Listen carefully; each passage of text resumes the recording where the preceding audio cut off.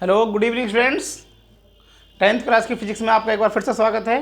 ये है हमारी वीडियो नंबर 9। 8 वीडियो सबसे पहले हम डाल चुके हैं, आप उसे देख लीजिएगा।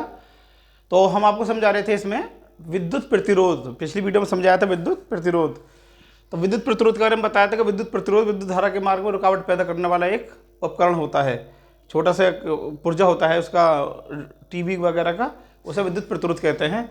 अब ये आता है कि विद्युत प्रतिरोध किन किन कारकों पर निर्भर करता है। देखिए, हम आपको 10th क्लास की फिजिक्स समझाएंगे, इसके लिए हमने आपको समझाया था कि आप हमारी वीडियो लगातार देखते रहिए। हम आपको 10th क्लास की फिजिक्स, केमिस्ट्री, बायोलॉजी और साथ में मैथमेटिक्स कंप्लीट कराएंगे जनवरी तक। तो आसान तरीके से कराएंगे, आपको सब कुछ अच्छा समझ में आएगा। आप बिल्कुल मत घबराइए, हमारे इससे फिजिक्स से बेहद आसान है।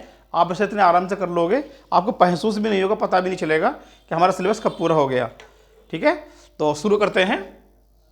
हमने पिछली वीडियो में समझाया था आपको विद्युत प्रतिरोध क्या होता है। विद्युत प्रतिरोध से विद्युत प्रतिरोध एक ऐसा उपकरण होता है, ऐसा छोटा सा पुर्जा होता है जो कि विद्युत धारा के मार्ग में रुकावट पैदा करता है। और प्रतिरोध तो सभी चीज़ों में पाया जाता है। ये तार वगैरह जो होती हैं, हमारे घर में जो लाइन फिटिंग है, आपके घर में लाइट फिटिंग हो रही है, बिजली के तार होते हैं, सबके अंदर प्रतिरोध पाया जाता है, किसी में कम किसी में ज़्यादा। किन किन चीज़ों पर निर्भर करता है प्रतिरोध, इसके बारे में अब आपसे बात करेंगे। तो सबसे पहले आता है इसके अंदर चालक के विद्युत प्रतिरोध की निर्भरता। देखिए, चालक का विद्युत प्रतिरोध जो होता है 4 चीज़ों पर निर्भर करता है। 4 चीज़ ऐसी होती है जिसके ऊपर विद्युत प्रतिरोध निर्भर करता है। विद्युत प्रतिरोध, ये जो हमारा उपकरण है, इसके अंदर कई प्रतिरोध लगे हुए हैं। यहाँ पर ये लगे हुए प्रतिरोध हमने पिछली बार भी दिखाया था आपके लिए। तो ये प्रतिरोध मोटा होना चाहिए, पतला होना चाहिए, कैसा होना चाहिए, इसकी लंबाई, तार कैसा होना चाहिए, इसका तांबे का, पीतल का, लोहे का, चांदी का, सोने का किस तरह का होना चाहिए, इन सब चीज़ों के ऊपर निर्भर करता है विद्युत प्रतिरोध। तो इसका आता है तुम्हारा ये। तो विद्युत प्रतिरोध जो होता है, देखिए, एक तो सबसे पहले निर्भर करता है वो चालक तार की लंबाई पर। चालक तार की लंबाई पर विद्युत प्रतिरोध निर्भर करता है, यानी तार जितना ज़्यादा लंबा होगा उसका प्रतिरोध उतना ही ज़्यादा होता है। तार जितना ज़्यादा लंबा होता है, विद्युत प्रतिरोध उतना ही लंबा होता है। देखिए, इसका मतलब ये होता है, आपने अक्सर सुना होगा कि बिजली के उपकरण जो होते हैं करंट पीते हैं। जो तार वगैरह होते हैं, उपकरण जो होते हैं करंट पीते हैं, यानी जितना करंट हमारे यहाँ तक आना है वो पूरा नहीं आता।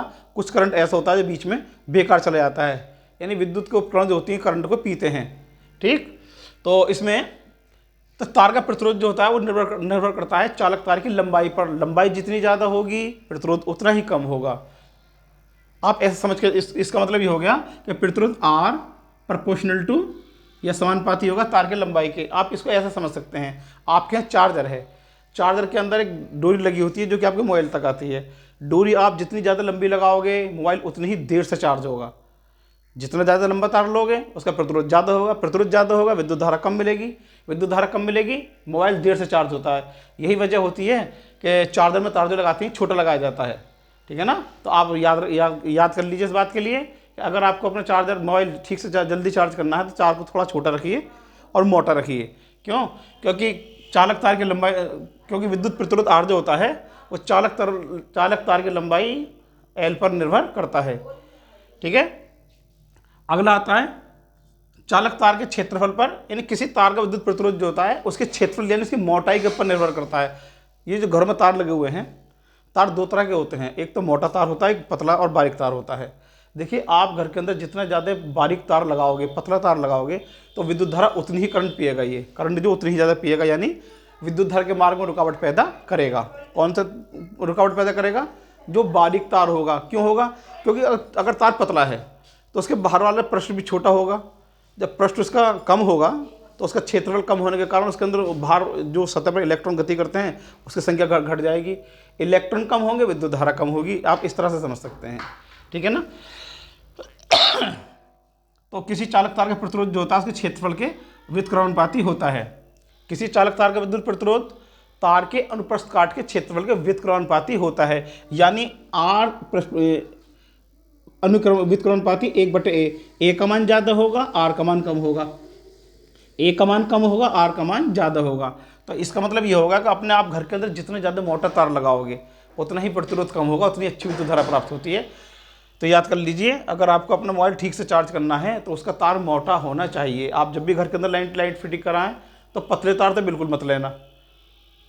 तार मोटा होना चाहिए, चाहे उसकी संख्या कम हो, लेकिन मोटा होना चाहिए तार। ऐसा तार लो जिसके अंदर कॉपर मोटी हो और अच्छी क्वालिटी की हो, लेकिन बारीक नहीं होना चाहिए। बारीक होगा तो विद्युत प्रतिरोध उसका ज़्यादा होगा, विद्युत प्रतिरोध ज़्यादा होगा, विद्युत धारा कम मिलेगी। एक निर्भर करता है चालक तार के पदार्थ पर, यानी चालक तार का पदार्थ किस चीज़ का बना हुआ है। देखिए विद्युत धारा जो प्रवाहित होती है चालक प्रवाहित होती है, लोहा, पीतल, सोना, चांदी, तांबा सब चालक कहलाते हैं ये, लेकिन हर एक के अंदर विद्युत धारा एक जैसी प्रवाहित नहीं होती। ऐसे धातु जिसके बाहर वाली कक्षाओं के अंदर मुक्त इलेक्ट्रॉन जितने ज़्यादा होते हैं उतनी धारा अच्छी बहती है, अच्छी प्रवाहित होती है। तो ये जो निर्भर करता है पदार्थ पर निर्भर करता है। यानी अगर आपने अलग अलग तरह के तार ले लिए, किसी की लंबाई है, मोटाई है, यानी लंबाई मोटाई आपने समान ले ली सभी तारों की, लोहे का है, तांबे का है, पीतल का, एल्युमिनियम का है और आपका चांदी का है, सोने का है, सारे तार ले लीजिए आप। जब विद्युत धारा प्रवाहित होती है तो याद रखिएगा हर एक पदार्थ की प्रतिरोधक क्षमता जो होती है अलग अलग होती है, ठीक है। तांबे के अंदर विद्युत धारा प्रवाहित होती है, अच्छी प्रवाहित होती है, हम घरों के अंदर तांबे के तार का यूज़ करते हैं। और तांबे से अच्छा तार जो माना जाता है वो माना जाता है चांदी का। चांदी का तार जो होता है वो सबसे अच्छा माना जाता है। दूसरे नंबर पर आता है इसके बाद में एल्युमिनियम, नहीं सॉरी, दूसरे नंबर पर आता है कॉपर। कॉपर से नीचे आते हैं तो बहुत सारे तार मिलते हैं आपको, एल्युमिनियम के तार मिलेंगे, लोहे के तार मिलेंगे, लेकिन जितना अच्छा तार तुम्हारा कॉपर का होगा किसी का नहीं होगा। क्यों? क्योंकि इसके बाहर वाले कक्षा में इलेक्ट्रॉन ज़्यादा होते हैं। मोटाई का तार आपने ले लिया तो विद्युत धारा और अच्छी आएगी घर के अंदर, ठीक है ना। तो ये हो गए अलग अलग पदार्थ। अगर तुम पदार्थों को बदल दोगे तो विद्युत धारा अच्छी आती है। लोहे का तार लगा लोगे विद्युत धारा कम आएगी आपके घर में, क्योंकि इसकी प्रतिरोधक क्षमता जो होती है काफ़ी ज़्यादा होती है। एक आता है चालक तार के ताप पर। देखिए चालक तार का जब ताप बढ़ता है तो प्रतिरोध बढ़ जाता है, ताप बढ़ने पर प्रतिरोध बढ़ता है। आपने अक्सर देखा होगा कि कभी कभी घरों के अंदर वायरिंग में आग लग जाती है। आग लगने की वजह क्या होती है? आग लगने की वजह ये होती है कि चलते चलते तार गर्म हो गया। तार गर्म वो होता है जो तार पतला होता है वो गर्म हो जाता है। जब तार गर्म होना शुरू होगा तो प्रतिरोध उसका घटना शुरू हो जाएगा, यानी और ज़्यादा विद्युत धारा को रोकेगा। एक स्थिति ऐसी आएगी तार में आग लग जाती है, ठीक है ना। तो ताप बढ़ने पर प्रतिरोध बढ़ जाता है। अब हमारी पहली समीकरण बनी R प्रोपोर्शनल टू L, लंबाई प्रतिरोध के समानुपाती होती है। प्रतिरोध लंबाई के समानुपाती होता है, या R व्युत्क्रमानुपाती 1/A। अब समीकरण 1 और 2 को हम एक साथ मिला देंगे तो हमारा बनेगा यहाँ पर R समानुपाती L/A। या देखो जगह कम है थोड़ा, इसलिए यहाँ पर लिखता हूँ R। जब समानुपाती का निशान हटेगा बराबर का निशान लगाते हैं तो हमको एक नियतांक लेना होता है। तो यहाँ पर नियतांक लेंगे, यहाँ पर हम रो L/A। तो फार्मूला बन गया यहाँ पर, जहाँ पर रो, ये जो लिखा हुआ रो एक नियतांक है, इसे बोलते हैं रो। ये एक नियतांक है, नियतांक जानते हैं जिसकी वैल्यू निश्चित होती है। एक नियतांक है जिसे पदार्थ का विशिष्ट प्रतिरोध कहते हैं। क्या कहते हैं? विशिष्ट प्रतिरोध। इसके ऊपर निर्भर करता है। विशिष्ट प्रतिरोध है जिसे पदार्थ का विशिष्ट प्रतिरोध कहते हैं।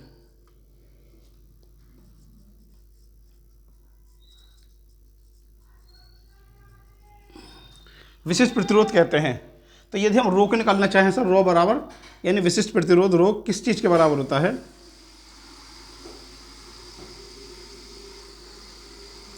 रो बराबर रो के साथ जो होना L नीचे RA ऊपर, ये होगा तुम्हारा रो RA/L।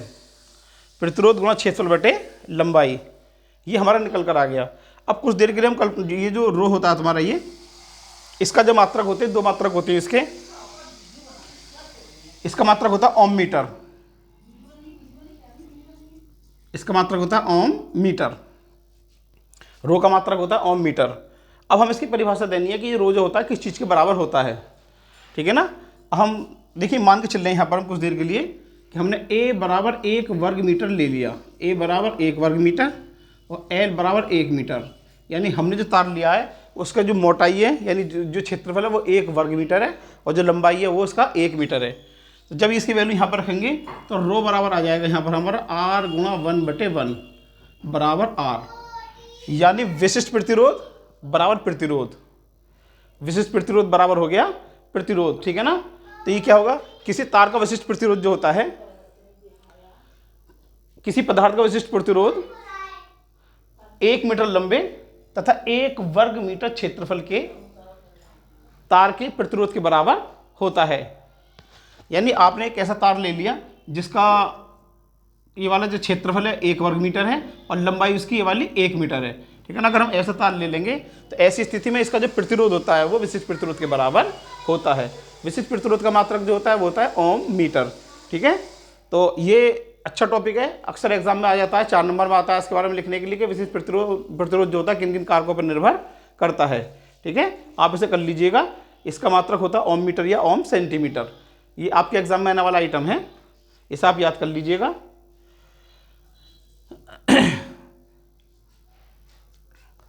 विशिष्ट प्रतिरोध, ये जो हमने आपको सारी क्वालिटी बताई है, जब भी कभी आपको तार खरीदना हो, घर के अंदर लगाना हो, तो इन सब बातों को ध्यान में रख के आप घर के अंदर तार लगाइएगा, तो आपकी प्रॉब्लम काफ़ी हद तक दूर होगी, ठीक है। पैसा तो ज़्यादा खर्च होगा लेकिन चीज़ अच्छी मिल जाएगी आपको।